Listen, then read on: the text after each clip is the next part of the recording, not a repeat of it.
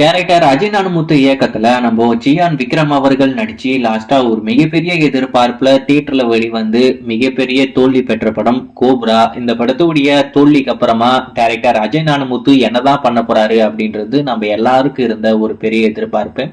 அவருடைய கெரியர்ல மிகப்பெரிய வெற்றி பெற்ற படம்னா அது டிமோட்டி காலனி. அந்த படம் மூலியமா தான் டைரக்டரா தமிழ் இண்டஸ்ட்ரிக்குள்ள அறிமுகமானாரு.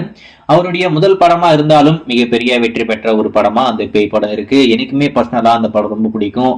ரொம்பவே இன்ட்ரெஸ்டிங்கா ரொம்பவே பயங்கரமா அதை மேக் பண்ணியிருப்பாங்க. இப்ப அந்த படத்துடைய செகண்ட் பார்ட் ஒரு ப்ராப்பரான ஹாரர் மூவி சீக்வல். அதாவது தமிழ் சினிமால இது வரைக்கும் எந்த படத்துக்கும் எந்த ஒரு பேய் படத்துக்கும் ப்ராப்பரா சீக்வல்ல எந்த படமும் வந்ததே இல்லை. ஆனா முதல் முறையா நம்ம அஜய் நானுமுத்து தமிழ் சினிமால ட்ரை பண்றாப்ல. நீங்க உதாரணமா சொல்லலாம், தேவி 1 வந்துச்சு, அதுக்கடுத்து தேவி 2 வந்துச்சு அப்படின்னு சொல்லிட்டு. ஆனா அந்த ரெண்டு படத்துக்கும் எந்த விதமான சம்மந்தமும் இருக்காது. டைட்டில் மட்டும்தான் நம்மளுக்கு இருக்குமே தவிர படமா போய் பாத்தீங்கன்னா இது வேற கதை இது வேற கதை அப்படின்ற மாதிரி இருக்கும்.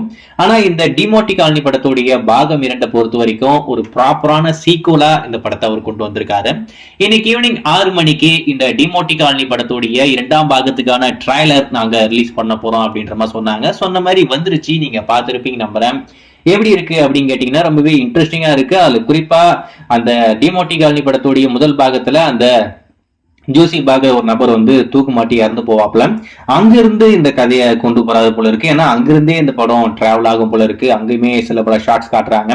முதல் பாகத்துல நம்ம பார்த்த சில பல விஷயங்கள் இந்த ட்ரைலர்ல இடம்பெற்று இருக்கு. முதல் முறையா ஒரு ப்ராப்பரான சீக்வலா ஒரு பேய் படம் தமிழ் சினிமால இப்போ வெளிவர போகுது. கண்டிப்பா இந்த திரைப்படம் நல்லா இருக்கும். நம்ம அஜய் நானுமுத்துக்கு மிகப்பெரிய கம்பேக்கா அமையக்கூடிய ஒரு படமா இருக்கும் அப்படின்ற மாதிரி நான் எதிர்பார்க்கிறேன். ட்ரைலரை பொறுத்த வரைக்கும் ரொம்பவே இன்ட்ரெஸ்டிங்கா இருக்கு. அந்த கிளைமேக்ஸ்ல, அதாவது அந்த ட்ரைலருடைய கிளைமேக்ஸ்ல அந்த பேயை காட்டும் போது ரொம்பவே பயங்கரமா இருந்தது. கண்டிப்பா இந்த திரைப்படம் தியேட்டர்ல சூப்பரா இருக்க போகுது. ஸோ என்னை பொறுத்த வரைக்கும் ட்ரைலர் ரொம்பவே பயங்கரமா இருக்கு. உங்களுக்கு எப்படி இருக்கு அப்படின்றத மறக்காம கமெண்ட்ல மென்ஷன் பண்ணுங்க. படம் எப்ப வெளியாக போகுது அப்படின்ற அபிஷியல் ரிலீஸ் டேட்டை கூடிய விரைவில் படத்தரப்புல ரிலீஸ் பண்ண போறாங்க, சொல்ல போறாங்க.